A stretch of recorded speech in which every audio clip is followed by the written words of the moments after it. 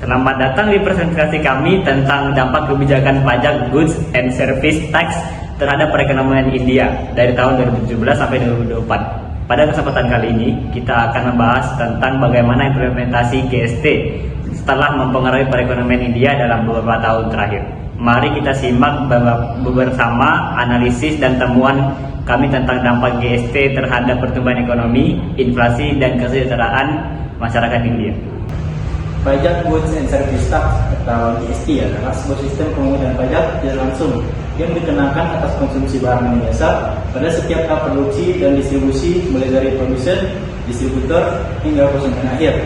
Pajak ini dikenal pula dengan nama Value Added Tax atau VAT di banyak negara. Meskipun penyebutan istilahnya bisa berbeda-beda, prinsip dasar tetap sama. GST adalah pajak atas nilai tambah yang dihasilkan pada setiap mata rantai produksi dan distribusi suatu barang atau jasa.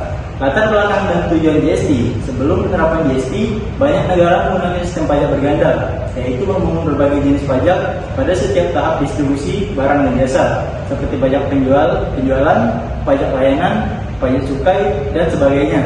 Sistem ini seringkali dianggap tidak efisien dan membingungkan karena menghasilkan pajak berganda atau tax on tax. Akibatnya, harga barang dan jasa menjadi tidak transparan, serta menjadi beban pajak lebih besar bagi konsumen. GST diperkenalkan untuk menyederhanakan sistem perpajakan, menciptakan efisiensi ekonomi, serta memperluas basis pajak dengan mengintegrasikan beberapa jenis pajak tidak langsung menjadi pajak tidak terpadu. Negara-negara seperti Kanada, Australia, Singapura, dan India telah menerapkan sistem GST dengan berbagai model dan tarif yang disesuaikan dengan kondisi ekonomi masing-masing.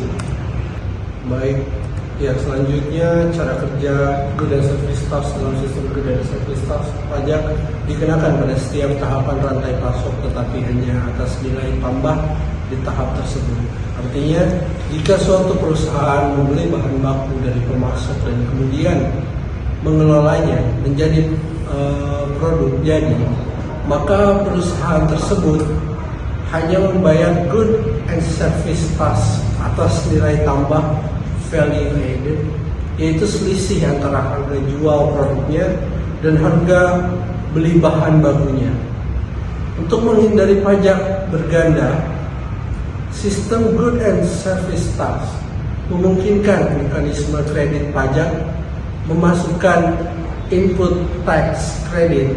Artinya, pajak yang dibayarkan oleh pelaku usaha atas pembelian barang atau jasa dana dikreditkan atau dikurangkan dari pajak keluaran yang harus mereka bayarkan kepada pemerintah.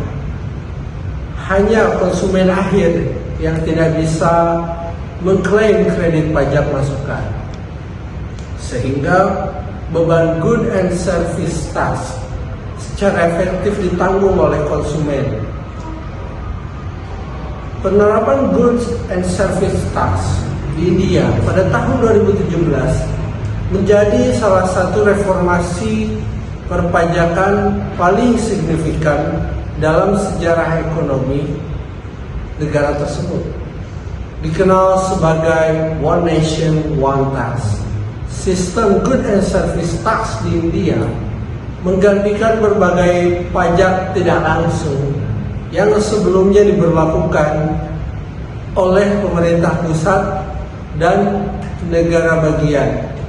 Dalam kurun waktu 2017 hingga 2024, penerapan Goods and Service Tax membawa dampak luas terhadap struktur perekonomian India, baik dari sisi administrasi fiskal, sektor usaha, hingga konsumsi rumah tangga. Latar belakang penerapan Goods and Service Tax di India. Sebelum 2017, sistem perpajakan India sangat kompleks. Ada berbagai jenis pajak seperti pajak penjualan atau sales tax, pajak layanan service atau service tax, pajak pertambahan nilai, cukai negara bagian dan pusat, pajak entry dan pajak hiburan, serta pajak ini dikenakan oleh pemerintah pusat dan pemerintah negara bagian dengan tarif regulasi yang berbeda-beda, sehingga menciptakan ketidakefisienan ekonomi, biaya logistik yang tinggi, serta juga beban administrasi yang sangat berat bagi pelaku usaha.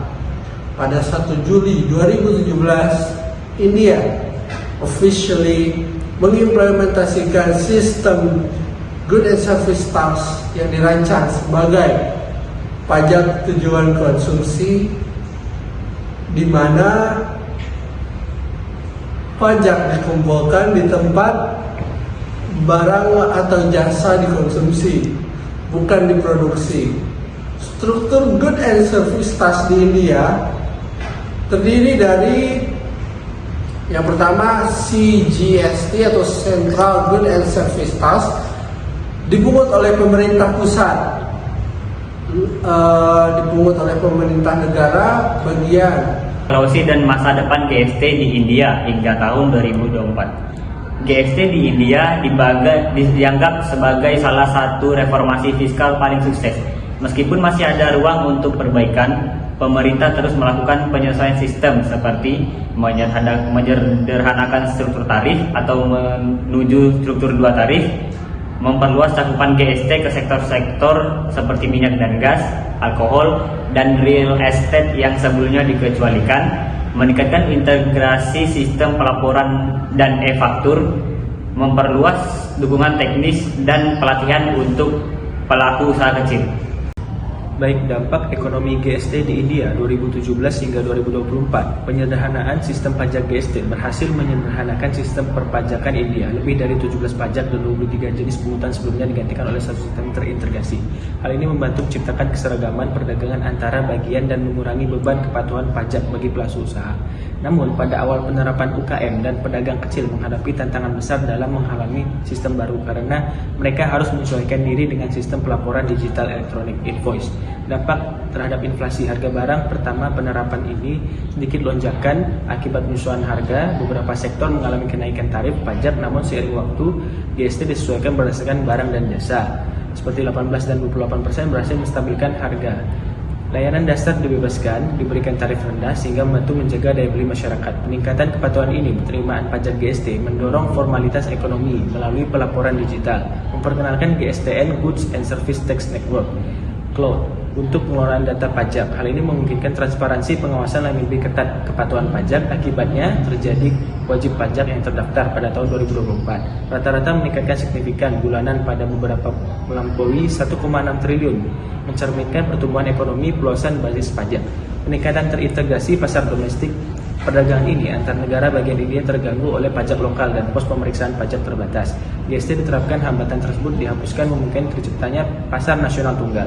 Hal ini berdampak langsung dengan penurunan biaya logistik, efisiensi rantai pasok, dan peningkatan daya saing. Tantangan implementasi 2017 hingga 2024. Meskipun GST memiliki banyak manfaat, pelaksanaan tidak hanya hambatan-hambatan yang terjadi, malah memiliki kebingungan awal. Ketidaksiapan teknologi pada sebagian UKM digital yang belum merata. Frekuensi ini, banyak pelaku usaha yang merasa tidak stabil. Namun pemerintah India secara berkala melakukan penyederhanaan prosedur, pengurangan tarif, dan dukungan pelatihan teknis untuk mengatasi tantangan ini. Dampak selama COVID-19 2020 hingga 2021 menurun karena pelambatan ekonomi. Namun GST tetap menjadi sumber pendapatan penting dan stimulus fiskal program bantuan sosial pasca pandemi.